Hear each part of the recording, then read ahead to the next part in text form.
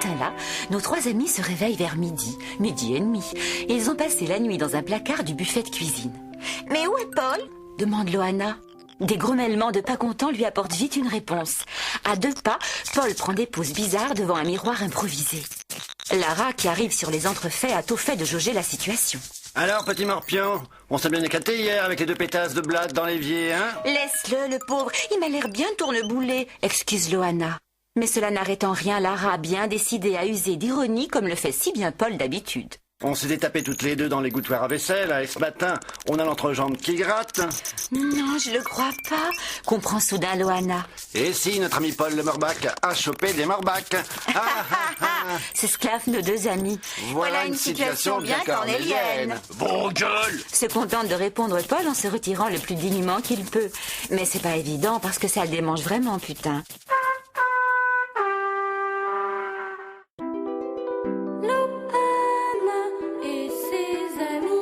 Ce soir-là, nos 3 amis se préparent à une nuit bien méritée, lorsqu'une ombre sinistre vient obturer le clair de lune qui les nimbait. Putain, pas encore eux! Jean-Paul. Et si, une nouvelle fois, Loana et ses amis sont contraints de précéder Creutzfeldt et Jacob sous la menace de leur lance. Le convoi se retrouve dans une épaisse pénombre et Loana a bien du mal à suivre le cortège. Après d'interminables minutes, néanmoins, l'entrée du repère des cafards se dessine dans l'obscurité. À l'intérieur, nos 3 amis découvrent la raison de ce branle-bas de combat. Assises au pied d'Alzheimer, Listeria et Salmonellose affichent des formes trahissant une prégnance avancée.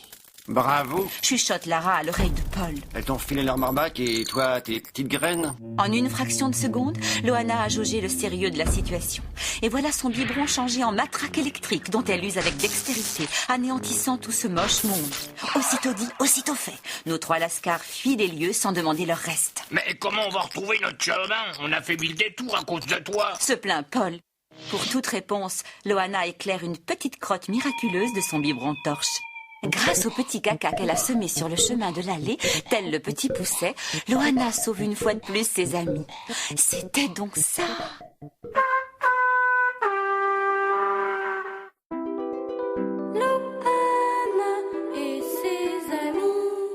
Les cafards se sont lancés à la poursuite de nos amis, ce qui rend Lara nerveuse. Petit crétin. Lance-t-elle à Paul. Si t'avais pas mis ces 2 blattes en cloque, on n'en serait pas là, hein? Si Lola voulait bien de moi... S'excuse le pauvre Paul en pensant aux yeux de braise de la belle araignée. Excusez-moi d'interrompre ce coming out de micheton éploré. Clapote alors une voix sortie du dessous de buffet. En un quart de seconde, nos amis sont entourés de la bande d'Alzheimer. Je crains que les manières un peu frustes de Creutzfeldt et Jacob ne vous aient trompé sur nos intentions. Annonce mielleusement Parkinson. En fécondant les 2 femelles de notre modeste troupe, votre ami nous a en effet rendu un service inestimable. Exact. Poursuit Alzheimer. Salmonellose et Listeria sont tellement moches que je remets la croix des arts et des lettres à ce noble pouilleux qui a eu le courage de se les taper à notre place. Votre honneur... Essaie de minimiser Paul. Vous savez, j'étais sous. Peu importe la forme. Reprend Parkinson. Ce que notre sérénissime chef essaie de vous faire comprendre, c'est que tous les mâles de notre tribu sont stériles. Belle manip, chuchote Loana à Lara. Paul a relancé l'élevage. Et pour conclure, Parkinson lance d'un ton jovial. Bon, comment s'arrange-t-on pour le mariage? Paul s'évanouit illico.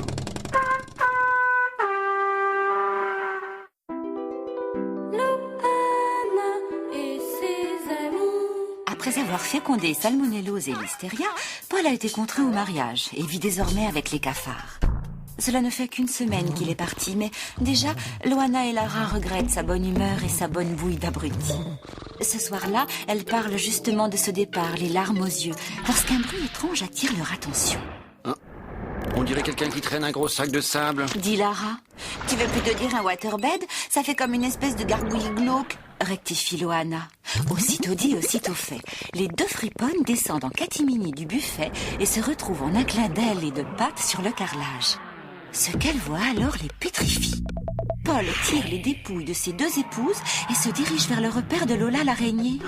Je ne crois pas. Dit Lara. Le petit salopio a tué ses 2 légitimes pour les donner à bouffer à l'autre pute. Hélas, le grillon a vu juste. Mais la belle Lola ne l'entend pas de cette oreille. De quoi? Tu me réveilles pour 2 blattes pourries? Lance-t-elle furieuse. T'es vraiment un crapaud, tire-toi, j'ai sommeil. Du coup, le pauvre Paul se retrouve avec ses 2 cadavres sur les bras et ne tarde pas à tomber nez à nez avec ses 2 amis.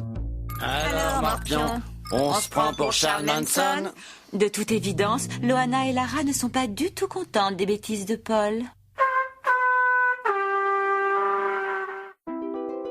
Loana et ses amis. 2 cadavres de cafards sur les bras. Cette nuit-là, nos 3 amis sont dans la merde. Loana prend les choses en main. Elle et Lara vont enterrer les victimes de Paul pendant qu'il retournera chez les cafards. Mais qu'est-ce que je vais leur raconter? Demande Paul, terrorifié. Ça, c'est ton problème, répond Loana. Aussitôt dit, aussitôt fait. Quelques minutes plus tard, Loana et Lara sont dans le jardin à pied d'œuvre. Paul, quant à lui, a regagné sa paillasse de jeune marié et s'attelle à un plan diabolique qu'il met aussitôt en œuvre en hurlant dans la nuit. Tous les cafards se réveillent, dont Alzheimer qui sort de la chambre royale.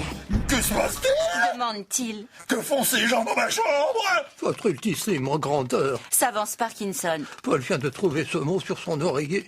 Alzheimer lit le message à haute voix. Nous avons été enlevés par des extraterrestres. Ne faites surtout rien ou ils tueront toute la planète entière du monde. PS, Paul n'y est pour rien, laissez-le partir signé Salmonello et Listeria. Ne serait-il point là un stratagème? Demande Creutzfeldt et Jacob. Mais pourquoi donc? S'indigne péremptoirement Alzheimer. N'ajoutons pas à la peine du veuvage de Paul celle des soupçons injustifiés. Mais cette brillante réplique a raison de la santé du brave chef, qui perd aussitôt connaissance. Paul en profite pour se casser discretos, ravi de son habile stratagème.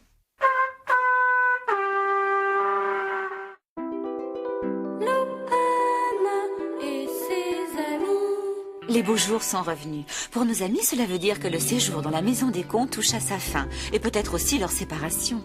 Car Paul est tombé définitivement amoureux de Lola l'araignée, même si elle persiste à faire la fine bouche devant les présents qu'il lui apporte chaque jour. Lara, quant à elle, s'est mise à rêver de voyage. L'autre jour, à la télé des cons, elle a vu un reportage qui racontait que des milliers de grillons habitaient le métro parisien. Paris, pour Lara, c'est devenu une obsession. Quant à Loana, ce jour-là, elle fait la sieste sur une éponge racornie dans un coin de l'évier et rêve au prince charmant sans se douter que ce rêve est prémonitoire. En effet, profitant d'une fenêtre ouverte, Tonio, un coccinot à la cape rouge Ferrari, originaire de la lointaine Maranello, vient de pénétrer dans la maison et a tout de suite repéré sa jolie congénère. Macabella! Lui lance-t-il en guise de bonjour, puis il se lance aussitôt dans une ode aux yeux bleus de Loana, à sa peau douce comme le satin, à ses élytres diaphanes et à ses cheveux sentant la lavande. Vous délirez, monsieur, balbutie Loana, tentant vainement de cacher son émoi. Vos boniments ne me font ni chaud ni froid. Hé, que vous dites, petite coquine? Répond Tonio, car l'éponge sur laquelle s'était assoupie Loana en dit long sur l'effet produit par les douces paroles de l'élégant transalpin.